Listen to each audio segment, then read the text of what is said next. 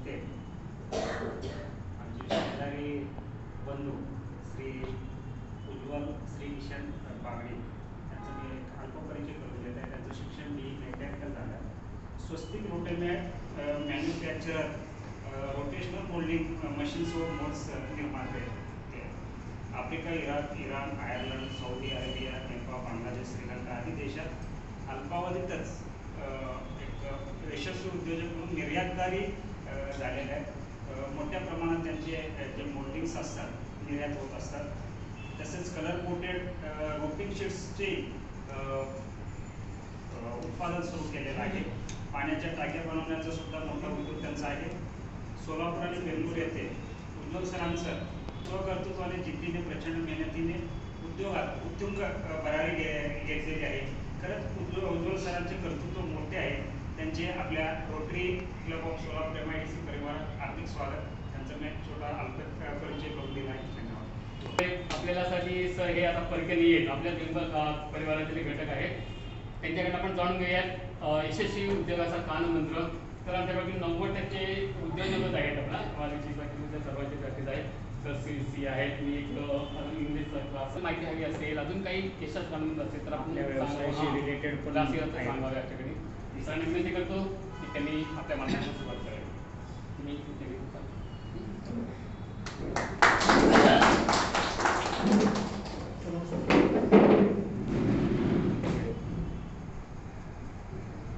नमस्कार सर्व उद्योजक, बिझनेसमॅन किंवा आपल्या व्यवसायातील नामवंत व्यक्ती. मला तुमच्यासमोर उभं केलं आहे की माझी जे काही आत्तापर्यंतची अचिव्हमेंट आहे त्याबद्दल तुम्हाला माहिती देण्यासाठी किंवा तुम्हाला त्या अचिव्हमेंटमध्ये सहभागी किंवा माझ्या नॉलेजबद्दल तुम्हाला माहिती देण्यासाठी. डेफिनेटली तुम्ही ऑलरेडी असे काही अचिव्हमेंट्स तुम्ही स्वतः सगळ्यांनी केलेले आहेत. सूर्याला देवी दाखवण्यासारखा प्रकार आहे. तुमचं अचिव्हमेंट आहे. मी सुद्धा तुम्हाला काहीतरी सांगितलं तरी ठीक आहे. माझ्याबद्दल स्वतःबद्दल बोलायचं आहे तर मी बोलेन. मला काही त्याच्यामध्ये जे काही सांगता येईल ते सांगेन, तुमच्याशी शेअर करेन, तुमचंही ऐकेन. माझं बेसिकली एज्युकेशन हे इंजिनिअरिंग झालेलं आहे. मेकॅनिकल इंजिनिअरिंग आणि diploma in mechanical. Diploma in mechanical त्याच्यानंतर engineering in mechanical stream. Education नंतर बरेच स्ट्रगल सगळ्यांना होते. सगळ्या इंजिनियर्सना म्हणा किंवा कुठल्याही एज्युकेशन फील्डमध्ये प्रत्येकाला स्ट्रगल्स असतात. थोडंसं परिचय देतो की कशा पद्धतीनं बिझनेसमध्ये उतरलो, म्हणजे त्यामध्ये थोडंसं एक आयडिया येईल की काय म्हणजे बिझनेस सुरू करण्यासाठी इंडियामध्ये काय घटक काम करतात, कसा बिझनेस स्टार्ट होतो. कायनेटिक इंजिनिअरिंगमध्ये जॉब मिळाला 2 वर्षाच्या स्ट्रगल नंतर. त्या पिरियडमध्ये बरेच वस्तू अशा होत्या की सॉफ्टवेअर करून मेकॅनिकल इंजिनिअरिंग केलं आहे, पण आउट ऑफ दॅट त्या पार्टला बाजूला ठेवून दुसरं काही जे चालतं आहे मार्केटमध्ये ते करू. 2 वर्ष ते प्रयत्न केले, काही नाही झालं. प्रत्येक जागी काही नाही. कारण तेवढं इंडियामध्ये हे नव्हतंच. आणि आपल्याला सर्वात जवळचं काय होतं तर पुणे. प्रत्येकजण पुणे मी गेलो. माझं एक दुसरं ऑप्शन नव्हतं. पण गेलो तर ॲटलिस्ट तिथे समजतं, इंडस्ट्रीज कळतं, स्ट्रगल कळतं, त्यांना काय प्रॉब्लेम आहे ते कळतं. जायला पाहिजेच, करायला पाहिजेच प्रयत्न. पण जे काही शक्य होते तेच प्रयत्न मी केले. सक्सेस नाही मिळाला. कायनेटिक इंजिनिअरिंगमध्ये ओळखीमुळे काहीतरी प्रयत्न करून जॉब मिळाला. इंटरव्ह्यूजमध्ये फेल होत होतो कारण तेवढा स्ट्रॉंग प्रेझेंटेशन नव्हतं माझ्या. इंटरव्ह्यूमध्ये नीट उत्तरं देऊ शकत नव्हतो, घाबरायचो, बोलता येत नव्हतं. कारण फॅमिली बॅकग्राऊंड हा नॉन एज्युकेटेड पीपल्स. त्यांच्या ह्याच्यात कर्तृत्व मोठं होतं. एज्युकेशन नाही म्हणजे ते काय हे नव्हते की बाबा त्यांचे विकनेस नव्हते. त्यांच्या जागी त्यांनी चांगलं काम केलं होतं. मला शिकवलं ते मोठं काम केलं. एज्युकेशन घेताना एक कायम मनात दुविधा असायची की हे जे करतोय मी, हे जे एज्युकेशन घेतोय मी, ते मला काय सक्सेस देईल, काय हे करेल, मी जॉब करेन का, मी नोकरी करेन का, मी व्यवसाय करेन का, किंवा मी फॉरेनला जाईल का, सगळ्या अशा गोष्टीचा विचार प्रत्येकाच्या मनात, माझ्याही मनात तेच कंटिन्यू राहत गेलं. कायनेटिक इंजिनिअरिंगमध्ये जॉब मिळाल्यानंतर 1 वर्षात ही जाणीव झाली की कुठल्याही संस्थेमध्ये नोकरी करण्याची माझी कॅपॅसिटी नाही. ती जाणीव का झाली? कारण तिथले पॉलिटिक्स, तिथे बरेच पॉलिटिक्स असायचे. शेवटी ती कंपनी बंद पडली त्याच पॉलिटिक्समध्ये. तेव्हा आम्हाला जाणवायचं त्याच्यात ती पॉलिटिक्समध्ये ती कंपनी बंद झाली. आज कायनेटिक नाही आहे ना, एक मोठ्या प्रमाणात सेल्स करणारी, different type of scooter sale करणारी कंपनी म्हणून ती नावाजलेली. त्याच्यानंतर इंटरनल पॉलिटिक्समध्ये समजून तोच प्रॉब्लेम आम्हालाही जाणवला. आम्ही सहन करू शकलो नाही. कायनेटिकमधनं बाहेर आलो. अगेन स्ट्रगल स्टार्ट केलं. काही वर्ष केले, एक दीड वर्ष केलं. त्याच्यानंतर परत स्ट्रगल स्टार्ट झाला. स्ट्रगल स्टार्ट म्हणजे सोलापुरात आलो. सोलापुरात काय करायचं काही कळत नव्हतं. इन्स्टिट्यूट चालू केली, कॉम्प्युटर इन्स्टिट्यूट. आणि त्यावेळेला सॉफ्टवेअरचं जे नॉलेज घेतलं पुण्यात असताना, त्याला धरून कॉम्प्युटर इन्स्टिट्यूट चालू करून हा प्रकार झाला. कॉम्प्युटर इन्स्टिट्यूट चालू केलं. त्याच्यानंतर तिथे जाणवलं की इंडियन मेंटॅलिटी इज दिस, की आपली इन्स्टिट्यूट हे फक्त आपले जवळचे रन करतात. कॉम्प्युटर इन्स्टिट्यूटमध्ये येतं कोण? आज हे computer institute I am surprise कोण त्याचे वगैरे काही आय एम सरप्राईज की कॉम्प्युटर इन्स्टिट्यूट हे सक्सेसफुली मार्केटने बराच जुना नाव आहे. त्यावेळेला जेव्हा मी सुरू केलं तेव्हाही कदाचित हे नाव होतं. त्यावेळेला फार जुना नाव आहे. मी टाटा इन्फोटेकचं फ्रँचायझीज घेऊन सुरू केली आणि माझ्याजवळ ॲडमिशन झाले ते 70% फक्त माझ्या रिलेटिव्हचे, जे हे म्हणायचे उज्ज्वलच आहे ना, फीस कशाला द्यायची. ठीक आहे, म्हणजे एक विषय असा आहे की प्रत्येकाला हे पण सांगावं लागतं की समोरच्याचाही बिझनेस आहे, त्यांनीही ते उभा केलेलं आहे कशासाठी, तर अर्न करण्यासाठी. अर्थात विद्या ही दिल्याने चांगली असते, पण विद्या हे माझा व्यवसाय होता. तेव्हा विद्या हे माझा व्यवसाय होता. त्या केसमध्ये ती इन्स्टिट्यूटही मला क्लोज करावी लागली. सॉफ्टवेअरमध्ये मी बऱ्याच डेव्हलपमेंट केल्या, तेही काही एवढं सक्सेसफुल नाही झालं. पण ह्या सगळ्या गोष्टींमध्ये एक महत्त्वाची गोष्ट होती की मी थांबलो नाही. कुठेही असं स्वतःला जाणीव करून घेतली नाही की संपलं आता, मी काही करू शकत नाही, माझ्याने हे होणार नाही. माझं लग्न झालं त्या पिरियडमध्ये. लग्न फॉर्च्युनेटली अनसक्सेसफुल असताना सुद्धा इंजिनियर बायको मिळाली. औरंगाबादमध्ये माझं लग्न झालं आणि मला पटकन जॉब मिळाला. तिचं प्रेझेंटेशन एक्सपर्ट लेवलला होतं. तिच्या जॉबमुळे काही प्रमाणात पैसा उभा करू शकले. तो पैसा होता लाख ते 1.5 लाख. माझ्या डोक्यात इतके विचार आले, इतकं काही आलं, बिझनेस करून बघितलं, सगळं करून बघितलं, आता करायचं काय. पण ऑपॉर्च्युनिटी शोधणं कधी थांबवलं नाही. काहीही मिळालं त्याच्यावर विचार करायचा आणि सोलापुरात चालतं का नाही हे त्याच्याबद्दल विचार करणं हे सोडलं नाही शेवट. जर कानमंत्र हा शब्द जर आपण तो घेऊन आलेलो आहे, जो आपल्या आज विषय मला देण्यात आलेला होतो सरांकडून, तर कानमंत्र मी मोठ्या प्रमाणात मोठ्यांदा सांगेन. हे कानमंत्र नाही आहे, हे मोठ्यांनी समजून घेऊ शकतो आपण यावरती की नेव्हर स्टॉप. कधीही हे जाणीव करून घ्यायला नाही पाहिजे की तुम्ही काहीच करू शकत नाही, तुमच्यानी काहीच होणार नाही. काही पुस्तकांमध्ये पण वाचलं होतं की बंद घड्याळ पण 2दा करेक्ट टाइम दाखवतो. हे फॅक्ट आहे. प्रत्येकाला काही ना काही लिहिले गेलेलंच आहे. प्रत्येकासाठी काही ना काही डेस्टिनी लिहिली गेलेलीच आहे. प्रयत्न जर थांबवले तर संपलं. त्याच ह्याचा फायदा मला मिळाला, त्याच नेचरचा फायदा मला मिळाला. औरंगाबादमध्ये गेलो होतो. सासूरवाडीमध्ये एक फंक्शन अटेंड केलं होतं. तिथे बाहेर त्यांच्या इथे एक पाण्याची टाकी बघितली. पाण्याची टाकी बघितल्यानंतर एक डोक्यात कल्पना आली की हे टाकी, ती टाकी सहज बघितली, म्हणजे असं काही हे नव्हतं. टाकी सोलापुरात कोण बनवतं? त्यावेळेला सर्वे इथूनच मी औरंगाबादवरनं सर्वे केला. सोलापुरात वॉटर टँक मॅन्युफॅक्चरिंग किती जण आहे? मला आधी डोक्यात काय कल्पना असायची त्या पिरियडमध्ये की टाकी म्हणजे सिंटेक्स, पण तिथं मी सरिताची टाकी होती. सरिता पण चांगला ब्रँड नेम आहे, मला वाटतं सगळ्यांनी नाव ऐकलेलं असेल. तिथे सरिता म्हणजे सिंटेक्स शिवाय कोण दुसरं बनवू शकतो का? मनात आलेला साहजिक प्रश्न. इतके दिवस हेच वाटायचं की सिंटेक्स शिवाय दुसरं कोणी टाकी बनवू शकत नाही.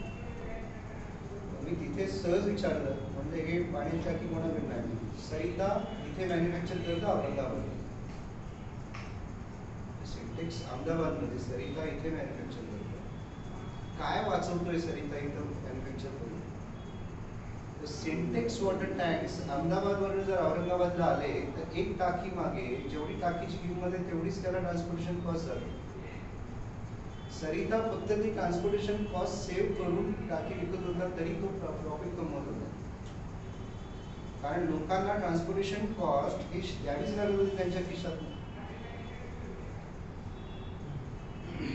मग हे सरितामध्ये तिथे व्हिजिट केली, सरिताच्या वॉटर टँक. सोलापुरात एकही वॉटर टँक फॅक्टरी नाही. इथे क्लिक झाला की आपण हे का नाही सोलापुरात स्टार्ट केलं. त्या वॉटर टँक युनिटसाठी कुठून मशिनरी घ्यायची, कुठून साचे घ्यायचे, ते इथेच सर्वे सुरू केला. Without wasting a single minute me directly त्या मशीन मॅन्युफॅक्चरिंग युनिटला भेट दिली, जिथे त्याची मशीन बनवली जाते वॉटर टँकची. आणि विदिन मंथ ते वॉटर टँकचं बिझनेस इथं आणायचं डिसाईड केलं सोलापुरात. पण दुर्दैव काय, सोबत पैसे नाही. वडील किराणा दुकानदार, त्यांना विचारलं किती पैसे तुम्ही मला देऊ शकाल? तुला शिकवलं, समजलं बेटा. परत तोच विषय.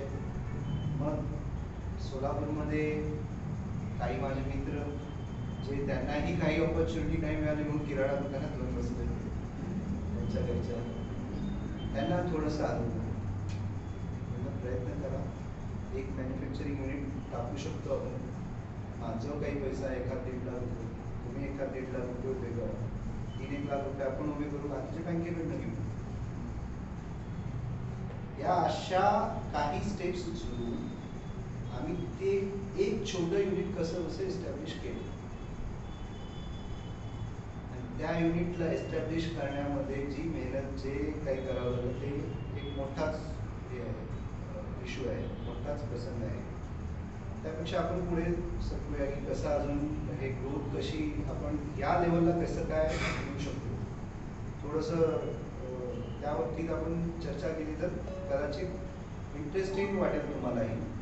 इंटरेस्टिंग म्हणजे आज स्वतःला बघितलं की काय सरांनी सांगितलं होतं की स्वतःबद्दल सांगायचं, पहिल्यांदाच मी स्वतःबद्दल विचार करत होतो की मी काय काय केलं. त्या केसमध्ये आम्ही ते उभं केल्यानंतर एक लक्षात आलं की मी फक्त 500 लिटरपर्यंतची कॅपॅसिटी इथे उभा केली, कारण माझं तेवढाच पैसा होता. बाकी इथे विकत होतं 1000 लिटर 2000 लिटर, ते कसं काय करायचं. ह्या इथे सर्वात महत्वाचं माझा सल्ला, तुमचे भाऊ असतील, तुमचे नातेवाईक असतील जे एज्युकेशन घेतात, जे चूक सगळे आजपर्यंत करत आलेले आहेत किंवा आम्हीही केलेली आहे, ती चूक न करण्यासाठी त्यांना प्रेरित करा. जेव्हा एज्युकेशन घेतो तेव्हा प्रॅक्टिकल एज्युकेशन हा मोस्ट इम्पॉर्टंट आस्पेक्ट आहे, जो आपण एज्युकेशन घेताना अवॉइड करतो. फक्त theoretical, vernier calliper is this, measurement हे अशा पद्धतीने घेतलं जातं.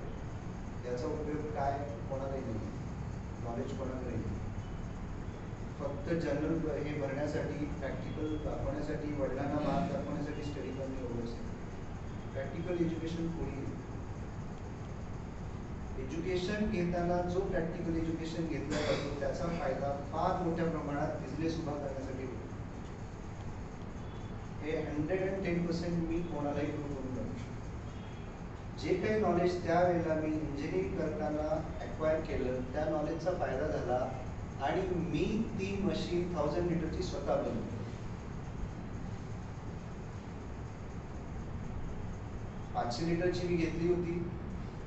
ते नॉलेज प्लस मी जे ॲक्वायर केलेले इंजिनिअरिंगमध्ये जे ॲक्वायर केलेले नॉलेज याचा वापर करून 1000 लिटरची कॅपॅसिटीची मशीन मी स्वतः बनवली.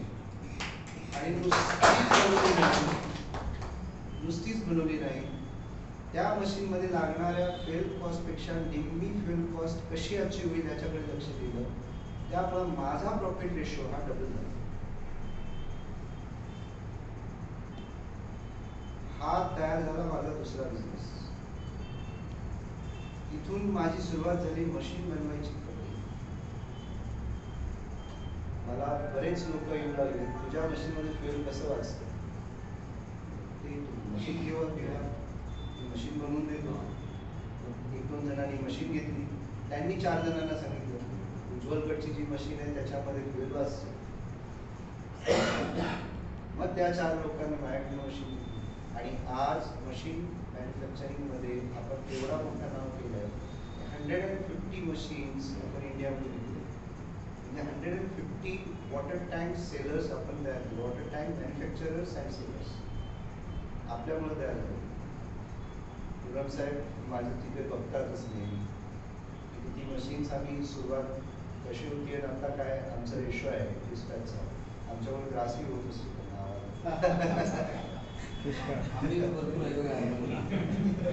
दर महिन्याला सगळेच असतात. गेल्या महिन्यात खूप त्रास झाला. आम्ही त्यांचा त्रास बघू लागता आम्ही आणखीन एक युनिट करायचं ठरवलं. त्रास सगळं तिकडे त्या युनिटला शिफ्ट करू आम्ही. अशा पद्धतीनं मशीन मॅन्युफॅक्चरिंग हा एक मोठा बिझनेस झाला. Pioneer we have started with water tank manufacturing, machine manufacturing. मग आणखीन सुचू लागलं का नाही त्याचे साचे बनवायचे. आधी साचे बनत नव्हते सोलापुरात. मग साचे बनवायला सुरू केले. साचे म्हणजे डाईज बनवायला सुरू केले. आणखीन एक बिझनेस स्टार्टेड विथ डाईज. मग हे सगळं नॉलेज एवढं चांगलं आपल्याकडे आहे. सरितानी कशी औरंगाबादला टाकली टाकीची फॅक्टरी, आम्ही सोलापुरात टाकली. आम्ही सोलापुरात सक्सेसफुल झालो. हीच जे नॉलेज आपण ॲक्वायर केलेलं आहे ते का नाही मी मल्टिपल सिटीमध्ये टाकून मी वॉटर टँकच्या युनिट. मी 6 वेगळ्या डेस्टिनेशनला वॉटर टँकची युनिट मी स्वतः मॅन्युफॅक्चरिंग युनिट टाकून दिली. तिथे वेल एस्टॅब्लिश सेल्स आहे. त्याला म्हणतो आम्ही सिनर्जी लेवल. सिनर्जी म्हणजे copy.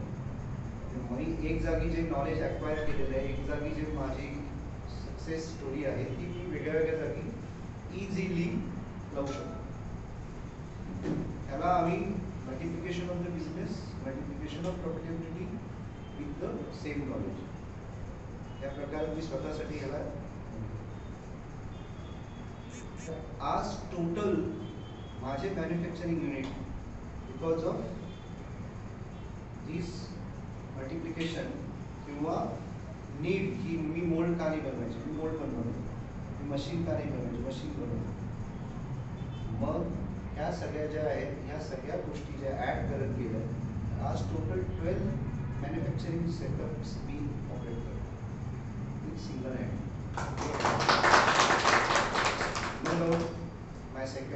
My best staff is helping me a lot. त्यांचं सगळे हे बघून ते मला इंजिनियर आहे ते सुद्धा, त्यामुळे त्यांचं हेल्पिंग मला होतं. इथे सुद्धा मी मर्यादित लावली होती इंजिनियर वाईफ का. मी विचार करायचो की मी इंजिनियर आहे तर मला इंजिनियर वाईफ मला सपोर्ट करेल. मला भाऊ तर नव्हता, कोण नव्हता. त्यांचा सपोर्ट मी घेईन. शेवटी हे प्रत्येकजण सेल्फिशच असतं. त्याच्यामध्ये काय हे मी काय वेगळं केलेलं नाही. डॉक्टर वाईफ होतं त्या पद्धतीतच हे सगळं होतं. तिचाही फार मोठा याचा वाटा आहे या गोष्टी सगळ्या उभा करण्यामध्ये. आणि शी वॉज लेक्चरर इन वचन इन्स्टिट्यूट ऑफ टेक्नॉलॉजी. तिथे तिचा जॉब तिथे होता. त्या जॉबमुळे मला थोडंसं फंडिंग मिळालं म्हणून मी हे बिझनेस स्टार्ट करू शकतो. तिचा सपोर्ट होता बेसिकली मला सांगायचं इथे म्हणजे मेन आता ह्या बॅकग्राऊंड नंतर मी मेन या गोष्टीवर येईल की ॲडॉप्ट करा. तुम्ही डेफिनेटली तुम्ही सगळे सक्सेसफुल आहात, पण काही गोष्टी तुमच्या जे करू विद्यार्थी असतील तुमच्या कोणाच्या घरात किंवा काही आजूबाजूला असतील किंवा तुमच्या मित्रांमध्ये असतील, त्यांना डेफिनेटली एक गोष्ट सांगा की ॲडॉप्ट करणे हा फार महत्त्वाचा विषय आहे की base is the adopt the things. आज आपण 80% इम्पोर्ट करत, इंडिया इज 80% इम्पोर्टर. हे म्हणणं की मंदी आहे मार्केटमध्ये, ऑपॉर्च्युनिटी नाही, संधी नाही, हे सर्वात रबिश आहे. जेव्हा तुम्ही 80% थिंग्स इम्पोर्ट करता, तुम्ही हे कसं म्हणू शकता की संधी संपलेली आहे? संधी नाही संपलेली, फक्त आपण बघत नाही आहे संधी. त्या मशीनच्या चायनावर नाही यायच्या त्या आपण बनवू शकतो इंडियामध्ये, आम्ही त्या बनवतो. हे डाईस जे चायनात यायचे ते आम्ही आता बनवायला सुरुवात केली. Start thinking like a entrepreneur, start thinking like a innovator, start thinking like a opportunity seekers. Opportunity seekers म्हणजे प्रत्येक वस्तूमध्ये ऑपॉर्च्युनिटी शोधू शकता तुम्ही. का नाही हे मी बनवतो. मी आज रिव्हर्स इंटिग्रेशन इन बिझनेस हा मोठा मंत्र मी तुम्हाला सगळ्यांना सांगतो. जो काही तुम्ही प्रोडक्शन करताय त्याच्या वरच्या लेवल शोधत जा, त्या ऑपॉर्च्युनिटीज ॲक्वायर करा, त्या ऑपॉर्च्युनिटीज इम्प्लिमेंट करा, बिझनेस वाढत जातो. माझ्या बिझनेसला लागणारे 1200 आयटम्स पैकी मी 300 आयटम जरी मॅन्युफॅक्चर करू शकलो तर मी सोलापूरला अहमदाबाद सारखा मोठी सिटी कन्वर्ट करू शकतो. जर सोलापुरात या मॅन्युफॅक्चरिंग सेटअप्स